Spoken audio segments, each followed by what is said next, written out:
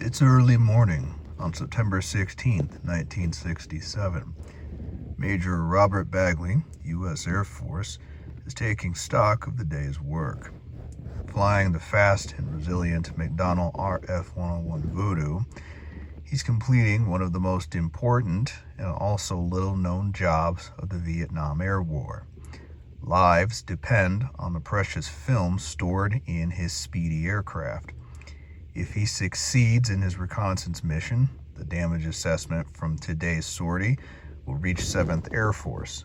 Then, 7th Air Force HQ will take the day's target off of the list, and the F-105 drivers completing their 100 missions north can live on and fight another day. If his film doesn't make it to base, the target bombed today will be on the list for tomorrow, and the F-105 drivers will have to risk their lives and their futures on attacking a target that they've already bombed.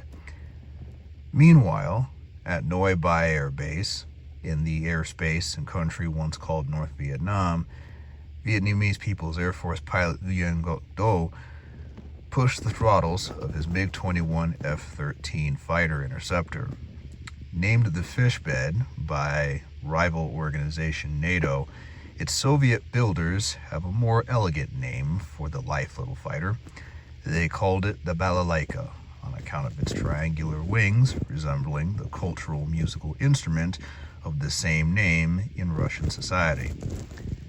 Returning to Duke Do's tasks, all things being equal, this wasn't about musical achievement. After his scramble from Noi Bai, he aimed his MiG-21 Balalaika towards Sam Nua. At 19,000 feet, he pushed the throttles up so that he could meet the speed of Mach 1.4. At that airspeed, Duke Do is covering 18 miles in a minute. Major Bagley's film never makes it to base.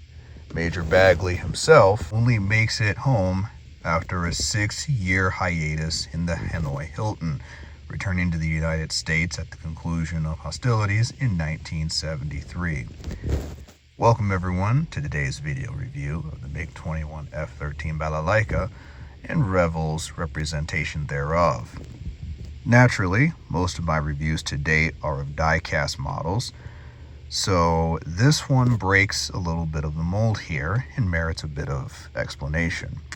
At this juncture, there is no die-cast MiG-21-F13 in 1/72nd scale. If I have that wrong, you are all certainly invited to correct me in the comment section with the details. As at this point, the only representation of this is available in kit form in 1/72nd scale. I believe that this particular aircraft merits inclusion in the library because even though we don't have a die-cast variant of it, I believe there's a case to be made for including this aircraft in your collection owing to its multiple historical and wartime accomplishments during the Cold War. If you stick with me, we'll lay out the case from the following video. Well, we're also covering housekeeping items. I'll also make a note that Dr. MiG, I am not. My talents are in many places. Building the most detailed 1/72nd scale model kit is not one of them. There's a reason why I prefer die-cast models. So you will see some flaws in this that will doubtlessly cause some of you expert model makers to potentially pull your hair.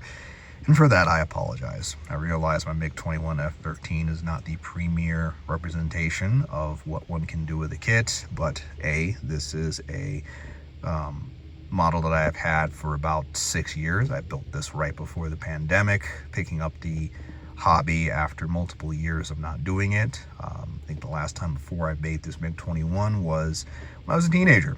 So I made some build errors, and to compound matters, I've had to repair it after a fall from a display that broke many features and aspects of the model. So between those factors, it does look a little bit rough. And again, if I've ruffled some feathers in that, I do apologize up front. However, I think if we set aside some of the flaws that I have mentioned, I think we can build a case in today's video review for a company to make the substantial time and monetary investment in making a die-cast series of the MiG-21-F13. The MiG-21 balalaika story began from the realization of two things from the Soviets' governing and aerospace establishment. First, aerodynamic development of swept-wing fighters, culminating in the Mykola MiG-19, had gone as far as could be managed. Two, the United States Air Force, under the leadership of General Curtis LeMay, experienced in multiple areas of combat, including World War II, and later commander of the strategically important Strategic Air Command, or SAC, was going to be on the march for the next best thing, and they weren't stopping to take a pause.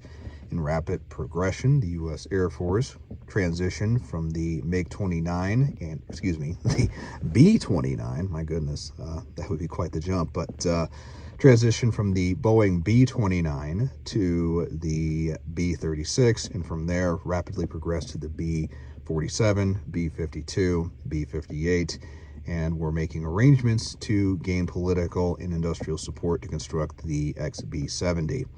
With these new bombers threatening to bring nuclear war to the Soviet Union in a faster and more effective manner, some kind of high-speed interceptor was needed, and the Soviet Union needed it quick. After extensive aerodynamic research into the follow-on versions of the MiG-19, and comparative research between the a version of the MiG-21 featuring swept wings and a tail versus delta wings and a tail, the delta wing prototype won approval for production. Once the MiG-21 balalaika was produced, quite a few nations would go on to operate the MiG-21-F13, starting, of course, with the Soviet Union. Programmed and operated as bomber interceptors, they were initially posted to guard the approaches to the Soviet Union until the rapid technological progression of aerodynamics and technology saw the MiG-21-F13 replaced by more interceptor-focused variants of the MiG-21, such as the MiG-21M and later variants.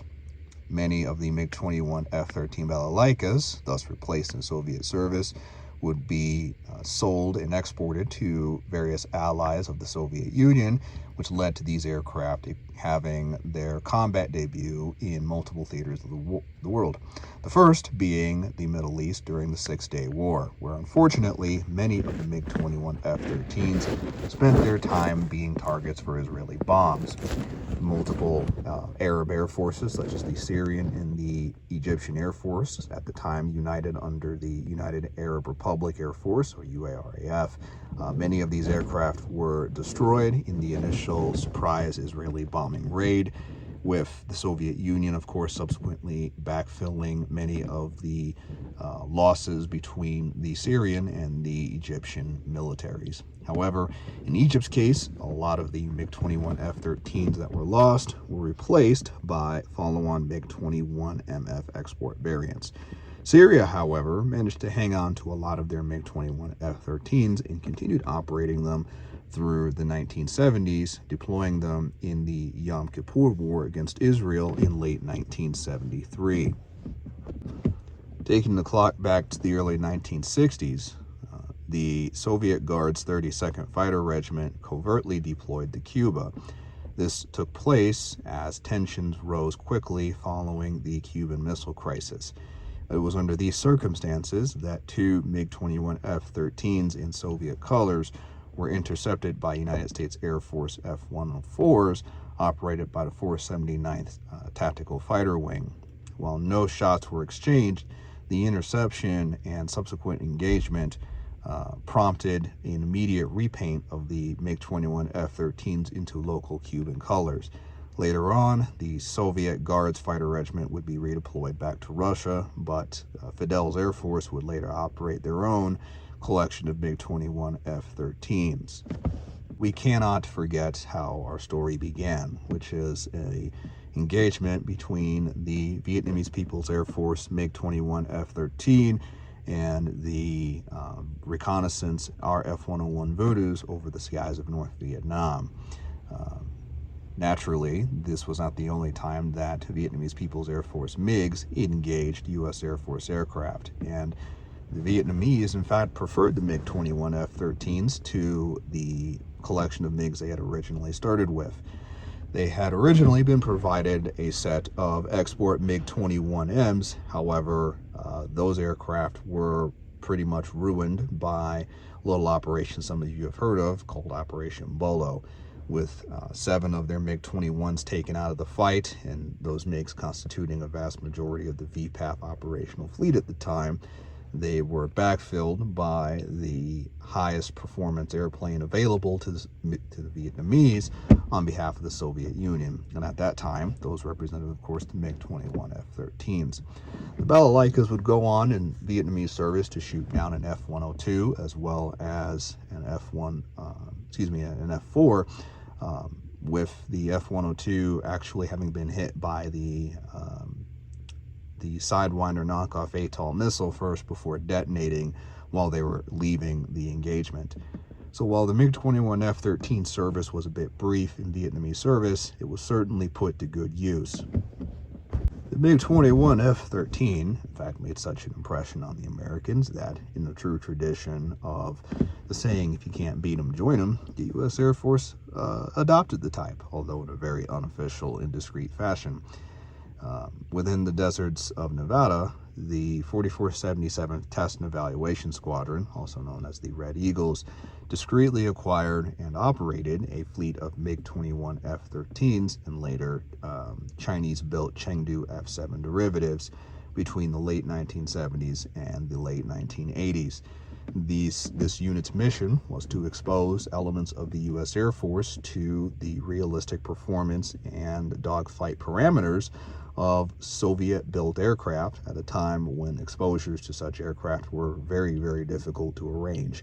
And in this role, some of the Air Force's elite pilots would fly the MiG-21-F13 as the ultimate aggressor against U.S. Air Force pilots in F-15s and F-14s. Surprisingly, the MiG-21-F13, originally deployed in the 1950s, would often serve a crew of much, much more sophisticated aircraft a sobering lesson when they would shoot down in mock air combat F-15s, F-14s, A-4s, and everything else in the U.S. inventory at the time. Of course, the Balalaika would continue service in Eastern Bloc allies such as East Germany and Finland, with Finland uneventfully but capably operating the type as well until replaced with more advanced MiG-21 variants later on during the Cold War. So this is the part where I would review the model, but this is going to be a relatively brief section since, as I outlined before, this is a kit that I built myself. And of course, someone like Dr. MiG could probably do a much better job of building a representative version of what the MiG-21-F13 could be. In this case, given my moderate to amateur level skill in building models at the time I made this, again, please extend some grace for some of the flaws that you may see. In terms of building it, I can share that the kit was relatively easy to construct. The instructions were straightforward, and being able to follow them and put together the pieces made sense. I didn't have to backtrack and either do things that were not in the instruction to successfully build the model or feel confused in any stage in the building process. So personally, as models go, this was a pretty straightforward experience, and I didn't find myself being frustrated by too many details. I will say that while there are a lot of small parts, I would recommend that you build this someplace that is far from carpet, because this particular 1/72nd scale model has a lot of little components like the air brakes and the landing gear doors and various other things on it that are easy to lose. And if you drop them in the carpet, good luck getting them out. Don't ask me how I know this. So hopefully, given the extensive record of the MiG-21-F13, not just in the Soviet bloc world, but also its contribution to the United States in the form of the 4472nd Test and Evaluation Squadron, I think the case has been made here that there would be a lot of interest and a business case for building a MiG-21-F13 model.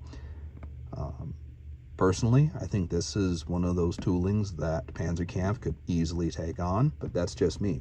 I'd like to hear what you all think in the comment section below of which company you think should take this on. Caliber Wings, well, I would say Century Wings, but they're out of business. We'll get to that in a moment. Hobby Master, what do you all think? Tell me what you all would think of that in the comment section below, based off your experiences with some of those companies. And that's a great place to cover something else that has taken place recently, which is the demise of Century Wings. Century Wings has published a letter to distributors that they are ceasing operations at the end of 2025, and they're citing the tariffs change, as well as just the higher cost of things in general, as reasons why they are discontinuing operations after 15 years.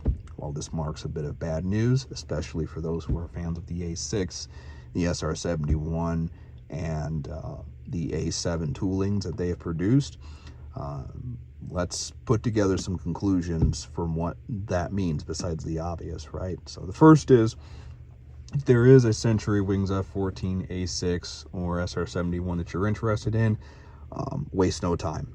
Don't wait until 2026 to try to get it. The prices are only going to go one direction, and it ain't down. Second, as far as what this means for the hobby, I think it just means that we're changing direction in terms of how these models are developed. It used to be we would have clockwork releases of new models once a quarter, once every 2 months, what have you. I think that business model is going down the wayside. The reality is stuff costs more, and we're entering an environment where people simply cannot easily afford to spend $150, $160, $200 every 2 months on a new release. So we're going to probably see fewer releases. We're going to see a much longer development and release cycle between models. But I also think that the higher prices and the reduced frequency of releases will push competitors to build more features and better configurations of their models into things now.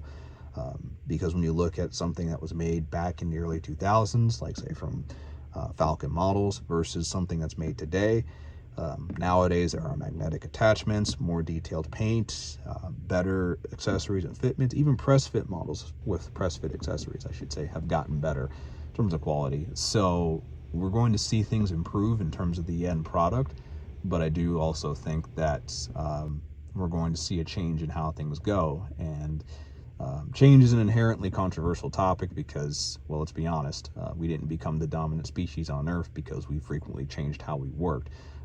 We humans are very good at developing a formula for success and then sticking to it against all odds. And sometimes that can be a good thing. And sometimes that blinds us to change that is inevitable no matter what. The economies of the world are changing. The wages and, earnings and cost situation for people is changing. The era of just throwing, $60, $70, $80 every 2 months into a model, that's probably not going to happen in the future, right? And that is going to change us into a dynamic where we will probably see fewer die-cast releases. Those releases will be more expensive. However, I think we'll see more features and better quality, like the F15 Eagle intakes being changeable on the Hobby Master versions of the model. Panzerkampf publishing magnetic parts on some of their kits and that kind of thing. Finally, and this ties directly, of course, into the Revell MiG-21 that we're reviewing here, we'll probably see a bit more of a focus on kit build, some of the more niche aircraft, because in an environment where models cost so much money, the builders are not going to take as much risks, which means we're probably going to see more attention paid to kit built models, because those will be easier to acquire, easier to develop, cheaper to make, and the enthusiasts who like them can buy them and put them together. If you have a dynamic where you're releasing a lot of models, different models every quarter, there's an incentive to build like new tooling, but I think companies are going to be a bit more choosy about the toolings they release. So I'm just glad personally that we have a dynamic where we have like the MiG-19 in die-cast, we have the F-101 reconnaissance single seat Voodoos in die-cast, we have the F-101 just single seat tactical Voodoo, the F-101C, which I did do a review on, that's in die-cast now. We have more Iranian like F-14s out, which that was, I think, maybe one release available about 6 years ago that I started doing this channel. So there's been some improvements, and I don't subscribe to the idea that the hobby is in trouble or dead or any of those things, but change is constant, and we need to embrace that and work with it as best we can in the confines of reality. So with that, also let me know what you all think of the CenturyWig situation in the comments. You know, keep the conversation going there. And if you all haven't already, consider subscribing so that you'll be aware of my next video. And you'll also show the algorithm that you prefer content made by actual people and not AI generated bots. So for those of you who have subscribed, I extend my heartfelt appreciation for your support. It means a lot to me. I've taken this channel in the place that I never thought I would be. So we're almost at 1,000 subscribers, which again, that's amazing that you all have invested your time and confidence in my work, and I will continue to improve accordingly. And there's some aspect of what I publish or what I do that you think should change, let me know in the comments. So I do read them. I don't always reply to all of them, but I do make time to read them. So thank you all for watching, and we will catch you in the next video review.